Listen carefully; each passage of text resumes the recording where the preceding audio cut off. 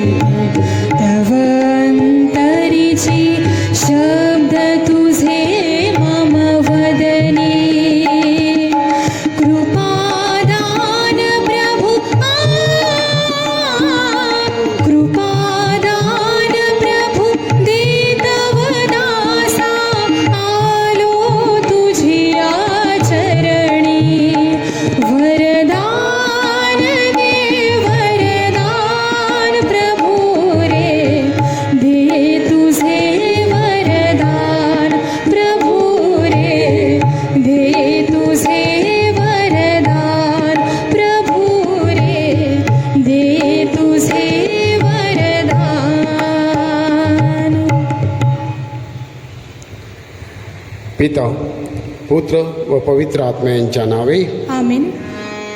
प्रभू तुम्हा बरोबर असो आणि तुम्हा बरोबर सुद्धा. माझ्या प्रिय बंधूंनो, या पवित्र रस्त्याच्या उत्सवात आपण सहभागी होण्यासाठी आपण थोड्या वेळ शांत राहून आपल्या पापांची आठवण करूया आणि परमेश्वराकडे क्षमा मागूया.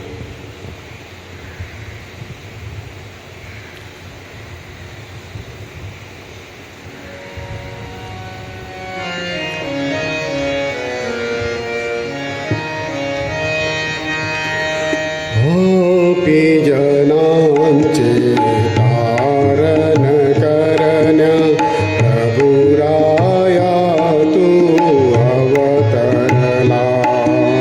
करुणा कर प्रभु आम्हावरी, करुणा कर प्रभु आम्हावरी, करुणा कर प्रभु आम्हावरी.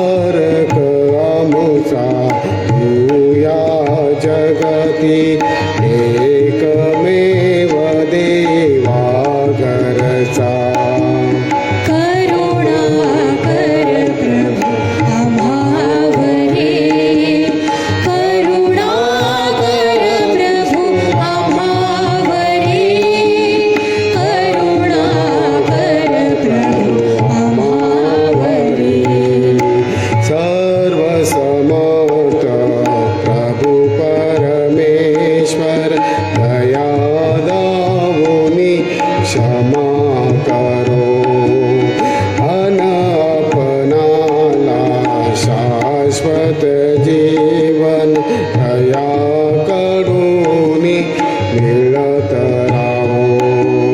तथास्तु तथास्तु. आपण प्रार्थना करूया. हे परमेश्वरा, आमच्या सर्वसमर्थ बापा, सर्व वस्तूपेक्षा व वस्तूद्वारे तुझ्या प्रेम करण्याकरता आणि तू आम्हासाठी तयार केलेल्या कल्पना करता येणार नाही अशा आनंदाच्या राज्यात प्रवेश करण्याकरता मला सहाय्य कर. ही प्रार्थना आम्ही तुझ्याबरोबर पवित्र आत्म्याच्या ऐक्यात सर्व काळ जिवंत राहण्यावर राज्य करणारा एकच परमेश्वर तुझा पुत्र आमचा प्रभू येशू ख्रिस्त याच्याद्वारे करतो.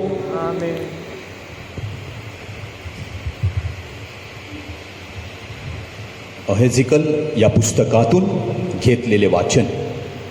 परमेश्वराचे वचन मला प्राप्त झाले की, मानवपुत्रा, सोरच्या अधिपतीला सांग, प्रभू परमेश्वर म्हणतो, तुझे हृदय उन्मत्त होऊन तू म्हणतोस, मी देव आहे. भर समुद्रात मी देवाच्या आसनावर बसलो आहे, पण तू देव नव्हेस, मानव आहेस. आपले चित्त देवाच्या सारखे आहे असा तू आव आणतोस. पहा, दानिएलपेक्षा तू बुद्धिमान आहेस. कोणतीही गुप्त गोष्ट लोकांना तुझ्यापासून लपविता येत नाही.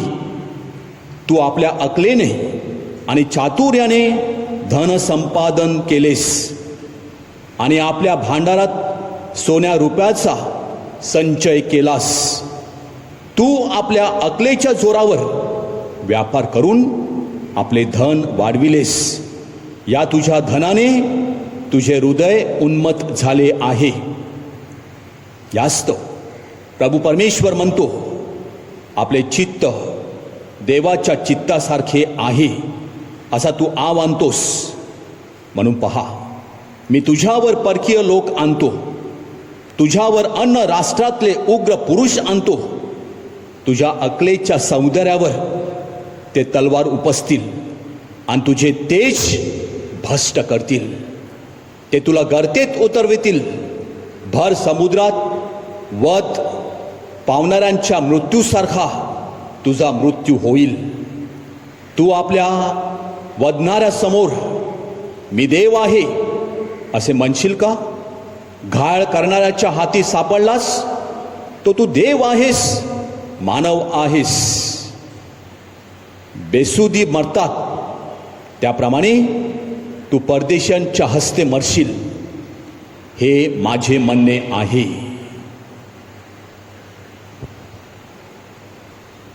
हा प्रभूचा शब्द आहे. देवाचे आभार मानो. प्रतिसाद.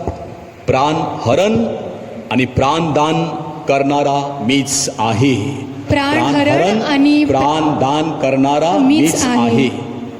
मी त्यांची दूरवर पांगापांग करीन, मानवातून त्यांची आठवण बुजवीन असे मी म्हणालो असतो. पण शत्रूच्या खिजवण्यास मी भालो. त्यांच्या विरोधकांनी ह्यांचा भलताच अर्थ लावला असता. प्रतिसाद. प्राणहरण आणि प्राणदान करणारा मीच आहे. ते म्हणाले असते की आमच्याच हाताने पराक्रम केला आहे. ही काही परमेश्वराची कृती नव्हे. हे राष्ट्र विचार शून्य आहे, ह्यांना समजत नाही. प्रतिसाद. प्राणहरण आणि प्राणदान करणारा मीच आहे. त्यांच्या दुर्गाने त्यांचा विक्रय केला नसता, परमेश्वराने त्यांना परकीयांच्या हाती दिले नसते, तर एकाने सहस्राचा पाठलाग कसा केला असता? दोघांनी दशसहस्रांना कसे पळवले असते? प्रतिसाद. प्राणहरण आणि प्राणदान करणारा मीच आहे. कारण त्यांचा संकटकाळ जवळ आला आहे. त्यांच्यावर ओढवणारे प्रसंग लवकरच येत आहेत. हे परमेश्वर पाहिल तेव्हा तो त्यांचा न्याय करील. त्याला आपल्या सेवकांचा कळवळा येईल. प्रतिसाद. प्राणहरण आणि प्राणदान करणारा मीच आहे. जय घोष.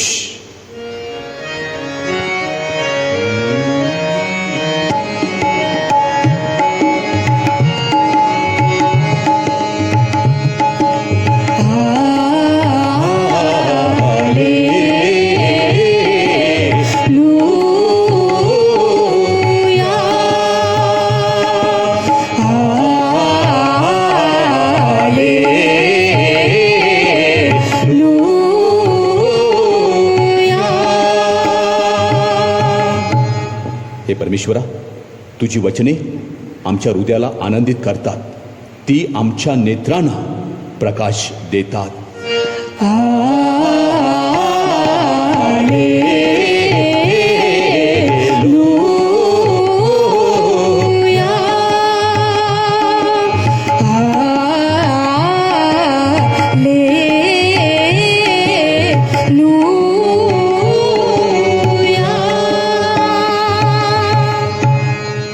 प्रभू तुम्हाबरोबर असो. आणि तुम्हाबरोबर सुद्धा. संत मत्ते लेखी शुभवर्तमानातून घेतलेले आजचे वाचन. हे प्रभू तुझा गौरव असो. येशू आपल्या शिष्याला म्हणाला, मी तुम्हाला नक्कीच सांगतो, स्वर्गाच्या राज्यात धनवानाचा प्रवेश होणे कठीण आहे. मी आणखी तुम्हाला सांगतो, देवाच्या राज्यात धनवानाचा प्रवेश होण्यापेक्षा उंटाला सुईच्या नाकातून जाणं सोपे आहे. हे ऐकून शिष्य फार थक्क होऊन गे म्हणाले, तर मग कोणाचे तारण होणे शक्य आहे? येशूने त्याच्याकडे नाहून पाहून म्हटले, माणसांना हे अशक्य आहे, देवाला तर सर्व शक्य आहे. तेव्हा पेत्राने त्याला म्हटले, पहा, आम्ही सर्व सोडून आपल्या मागे आलो आहोत, तर आम्हाला काय मिळणार?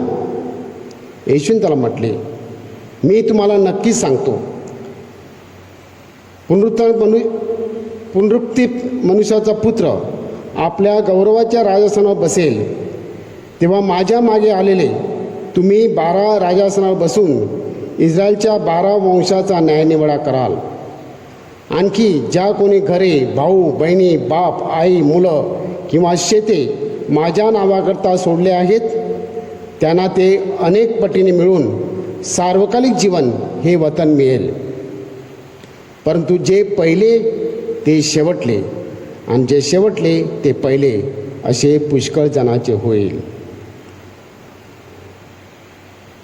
प्रभूचे हे शुभवर्तमान. हे ख्रिस्ता तुझी स्तुती असो.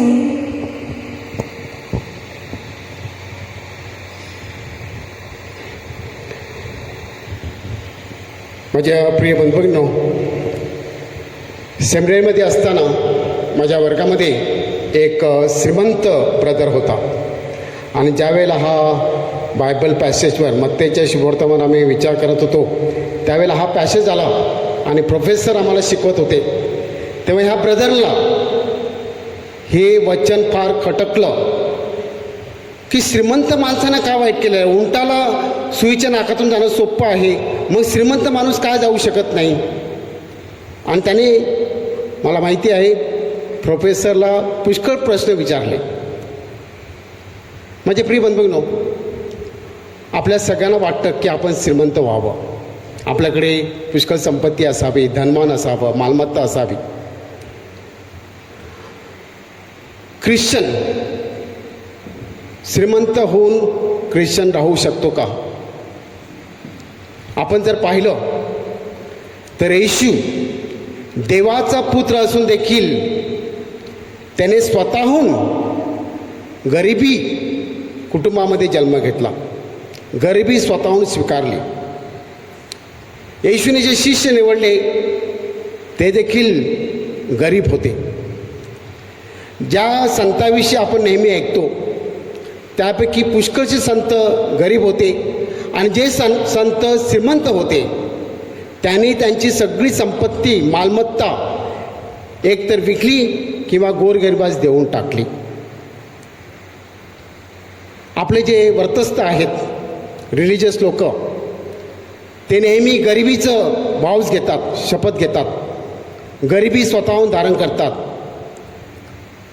मग प्रश्न उठतो, श्रीमंत माणसाचं काय? काल आपण पाहिलं, एका श्रीमंत माणसाने येशूला प्रश्न विचारला की मला सार्वकालिक जीवन कसं मिळेल, मी त्यासाठी काय करावं लागेल? आणि येशूने सांगितलं, अगदी सोपं आहे, आज्ञा पाळ. तो सांगतो, तुम्ही सगळ्या आज्ञा पाळलेल्या आहेत. मग तू पूर्ण हो पाहतोस, you want to be perfect. मग जे असेल नसेल ते गोरगरिबास देऊन टाक आणि माझ्या मागे ये. माझे प्रिय बंधूंनो, ह्या श्रीमंत माणसाजवळ ऑप्शन होता. काय करायचं नक्की? एक तर सगळी जी पैसा मालमत्ता संपत्ती सगळी होती ती गरगरिबांना वाटून द्यायची आणि येशूच्या मागे यायचं. नाहीतर सगळी संपत्ती आपल्याजवळ ठेवायची आणि येशूच्या मागे जायचं नाही. आणि ह्या श्रीमंत माणसाने पर्याय निवडला, चॉईस केलं की मी येशूच्या मागे जाणार नाही, कारण ही मालमत्ता, ही संपत्ती, हा पैसा तो देऊ शकला नाही.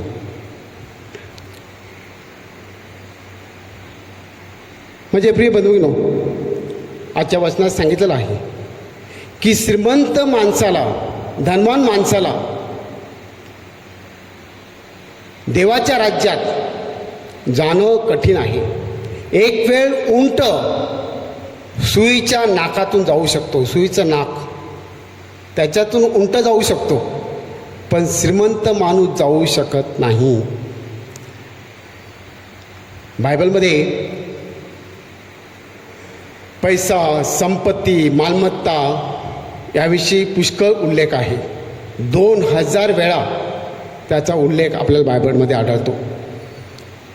आणि शुभवर्तमानामध्ये आपल्याला सांगितलेलं आहे, आपल्याला चॉईस दिलेला आहे, पर्याय दिलेला आहे.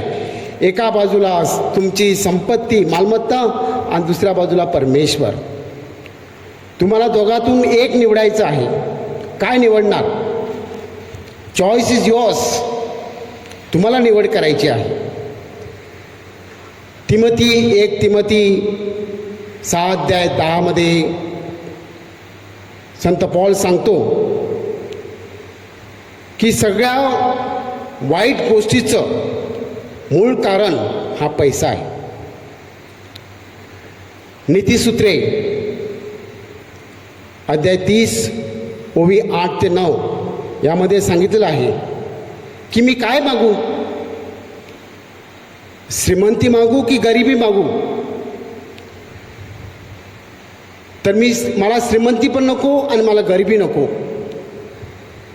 कारण जर मला श्रीमंती मिळाली, पैसा मिळाला, मालमत्ता मिळाली, तर मी अति श्रीमंत होईल आणि मी देवाला विसरेन. कारण मी माझ्या स्वतःमध्येच मशगूल होईल, मी स्वतःमध्येच गुंग राहीन, माझ्या पैशामध्ये गुंग राहील.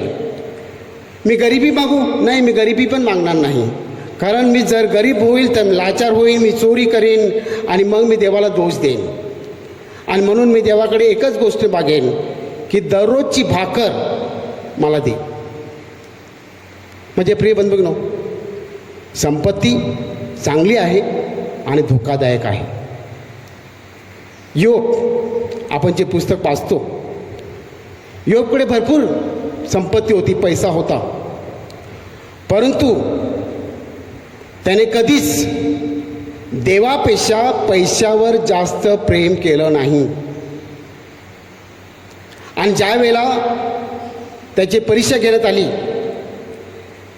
त्यावेळेला त्याचं सगळी संपत्ती, पैसा सगळं गेलं, परंतु त्याने देवावर प्रेम केलं, देवाची निवड केली. आणि त्यामुळे शेवटी जे गेलं होतं ते सगळं वैभव त्याला कितीतरी पटीने जास्त मिळालं. माझे प्रिय बंधूंनो, विद्वान माणूस दररोजच्या जीवनासाठी काय मागू शकतो? जर तो हुशार असेल तो सांगेल, प्रभू मला रोजची भाकर दे, रोजची भाकर, डेली ब्रेड मला दे. माणसाचं ध्येय काय आहे? माणसाचं उद्दिष्ट काय आहे? की भरपूर पैसा, संपत्ती हे मला आनंद देईल का? नाही. उलट माणसाचं ध्येय आहे की परमेश्वराचा सतत रात्रंदिवस त्याचा गौरव करणं, त्याची स्तुती करणं, त्याच्या स्तुतीमध्ये राहणं. म्हणजे प्रिय बंधूंनो, आज आपल्याला पर्याय निवडायचा आहे. एका बाजूला आहे परमेश्वर, दुसऱ्या बाजूला आहे आपली संपत्ती. आपण थोडा वेळ शांत होऊन विचार करूया की माझी निवड कुठे आहे? मी कोणाला प्राधान्य देतो? कोणाला निवडतो आणि तेच माझ्या आनंदाचं स्तोत्र आहे.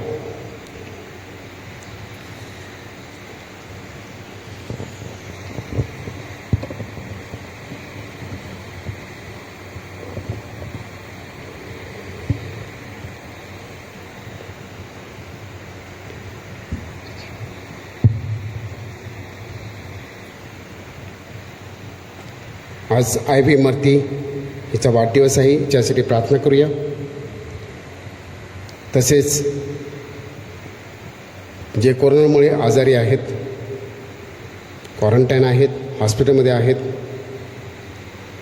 आपल्या आजूबाजूला अनेक दुःखी कष्टी आहेत, आपण पावसासाठी प्रार्थना करूया. आपल्या चर्चचं जे बांधकाम चालू आहे त्यासाठी प्रार्थना करूया. आपण आपले सगळे हेतू या वेदीवर आणूया आणि परमेश्वराचा आशीर्वाद आपल्यावर मागूया म्हणून आपण या प्रार्थना करूया.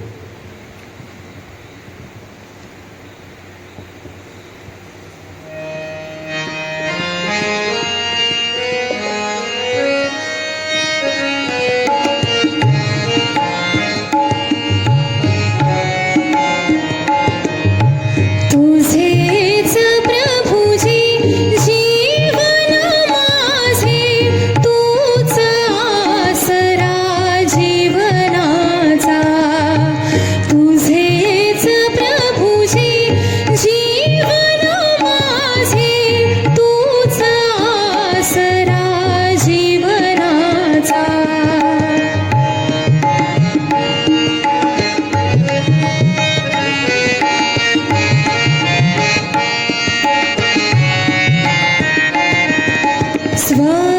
स्वपराधे घडून गेलो, स्वपराधे घडून गेलो, पाप पंक्तियन लोळत बसलो, पाप पंक्तियन लोळत बसलो. शुद्ध करुणी मज रुधिराने तव बिमोड करीतो पापांचा. तुझेच प्रभुजी जीवन माझे, तूच आसरा जीवनाचा. बंधू भगिनी, आपले बलिदान सर्वसमर्थ पित्याला मान्य व्हावे म्हणून प्रार्थना करा.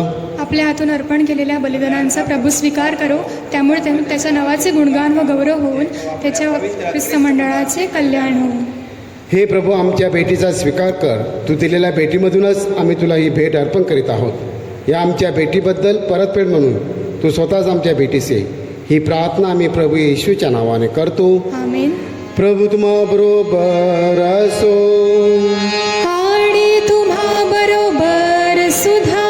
तुमचे अंतकरण प्रभूकडे लावा. आम्ही ते लावले आहे.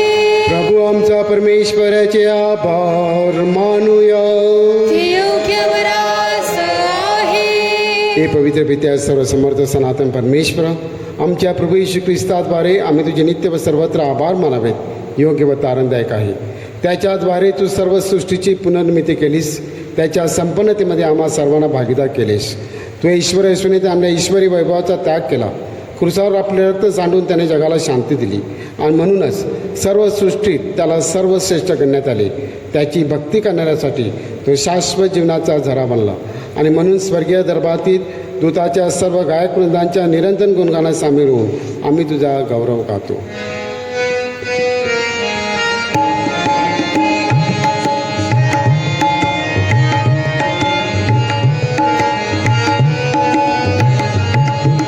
जय जयकार करा प्रभूचा, जय जयकार करा. जय जयकार करा प्रभूचा, जय जयकार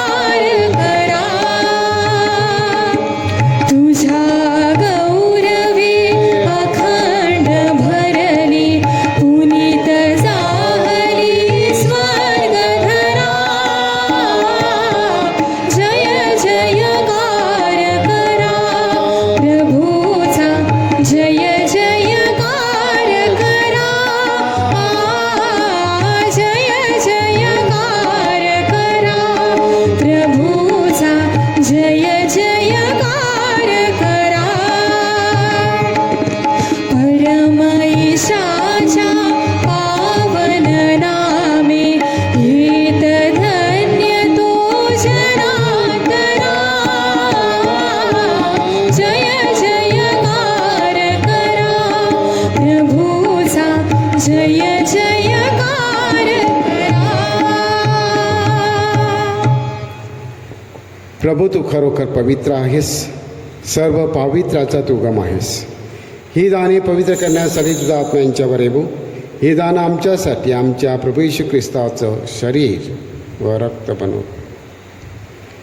स्वेच्छेने स्वीकारलेल्या आपल्या दुःख सणापूर्वी त्याने भाकर घेतली, तुझे आभार मानले आणि भाकर मोडून ती आपल्या शिष्यांना देत म्हटले, तुम्ही सर्वजण ही घ्या आणि खा, हे माझे शरीर आहे, हे तुमच्यासाठी अर्पिले जाईल.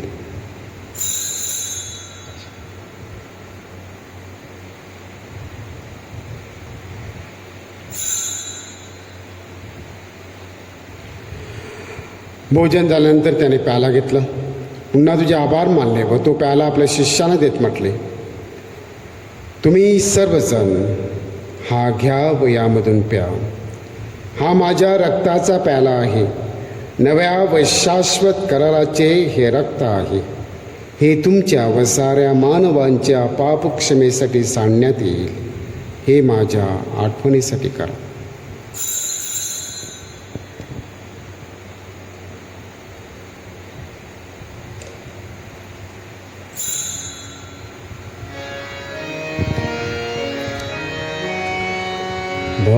भक्तगणानो करूया श्रद्धेचा उच्चार, ख्रिस्त मरण पावला, ख्रिस्त जिवंत झाला, ख्रिस्त पुन्हा येईल.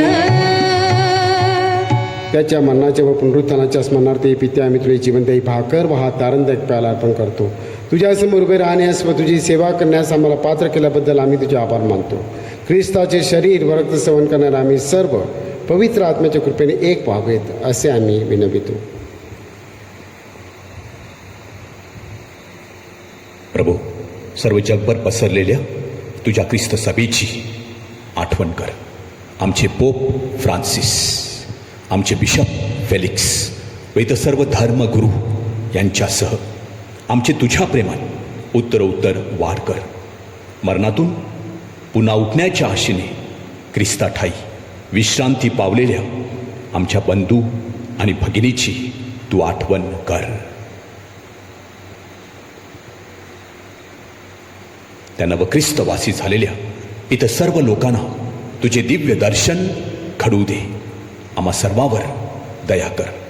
देवमाता धन्य कुमारी पवित्र मरिया, तिचा पती संत योसेफ, सारे प्रेषित आणि जगाच्या आरंभापासूनच्या तुझ्या सर्व संतांसह संत हेलेना हिच्याबरोबर प्रभू आम्हाला सुद्धा तुझ्या शाश्वत जीवनाचे वाटेकरी कर.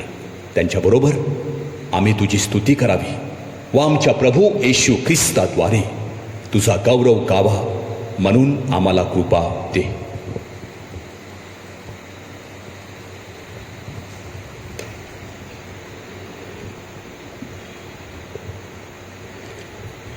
ख्रिस्ताद्वारे, ख्रिस्तासह, ख्रिस्ताठाई पवित्र आत्म्याच्या ऐक्यात ए सर्व समर्थ पित्या तुझा सन्मान व गौरव सदा सर्वदा हो. आमेन.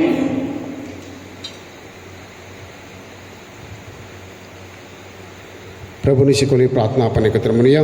या आमच्या स्वर्गीय बापा, तुझे नाव पवित्र मानले जाओ, तुझे राज्य येऊ, जसे स्वर्गात तसे पृथ्वीवर तुझ्या इच्छेप्रमाणे हो. आमची दररोजची भाकर आज आम्हाला दे, आणि जसे आम्ही आमच्या अपराधांना क्षमा करतो तसेच तू आमच्या अपराधांची क्षमा कर, आणि आम्हाला मोहात पडू देऊ नकोस, पण वाईटापासून आम्हाला सोडव. हे प्रभू, सर्व वाईटापासून आमचं संरक्षण कर. या जीवनात तू आम्हाला शांती दे. आमच्यात आणणाऱ्या येशू ख्रिस्ताच्या पुन्हा येण्याची व शाश्वत जीवनाच्या आशेने वाट पाहत असता आम्ही तुझ्या दयेच्या सहाय्याने पापापासून दूर राहावे व सर्व संकटापासून सुरक्षित असावे. कारण राज्याधिकार व गौरव सदा सर्वदा तुझाच आहे. हे प्रभू येशू ख्रिस्ता, तू आपल्या प्रेषितास म्हणालास, मी तुम्हासाठी शांती राखून ठेवतो, मी माझी शांती तुम्हास देतो, म्हणून आमच्या पापाकडे पाहू नकोस, तर तुझ्या ख्रिस्त सभेच्या श्रद्धेकडे पहा आणि आम्हाला तुझ्या स्वर्गीय राज्यातील शांती व ऐक्य देण्याची कृपा कर. तुम्ही तुझे बसून सदा सर्वदा राज्य करतो. आमेन. प्रभूची शांती तुम्हाबरोबर सदा असो. आणि तुम्हा बरोबर सुद्धा. आता आपण एकमेकांना शांतिवंदन करूया.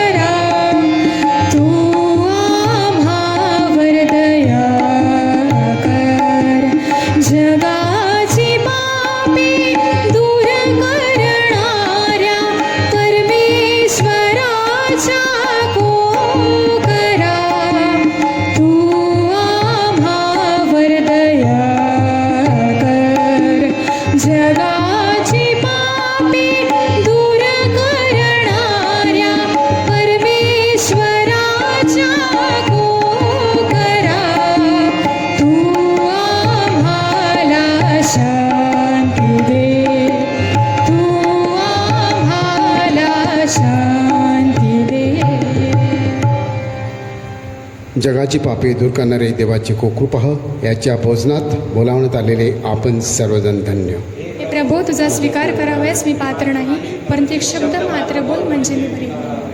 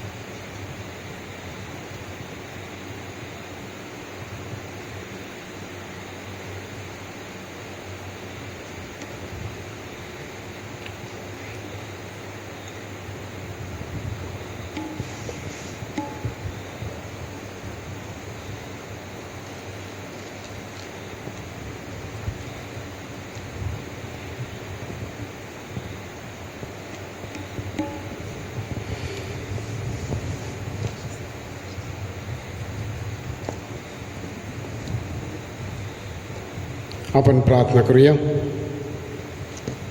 हे दयाळू परमेश्वरा, या पवित्र संस्काराद्वारे तू आमचे ख्रिस्ताबरोबर ऐक्य घडवून आणतोस.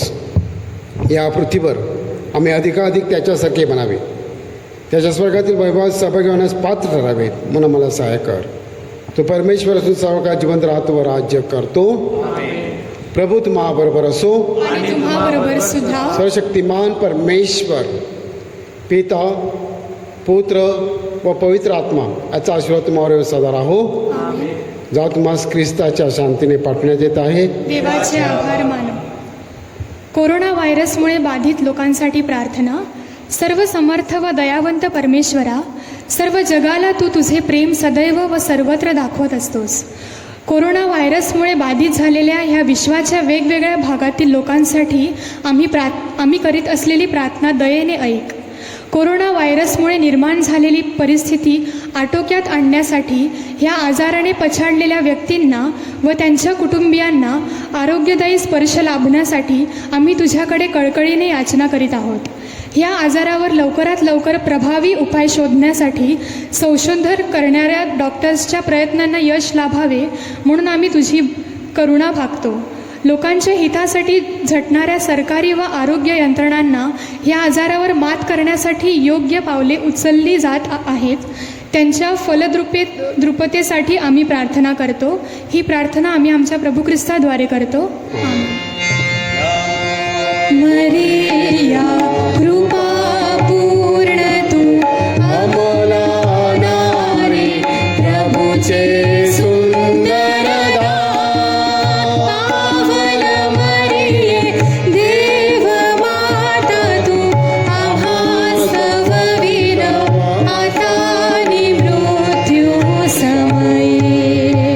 संध्याकाळी नेहमीप्रमाणे 7 वाजता आपली ऑनलाईन कॅरिस्मॅटिक प्रार्थना होईल.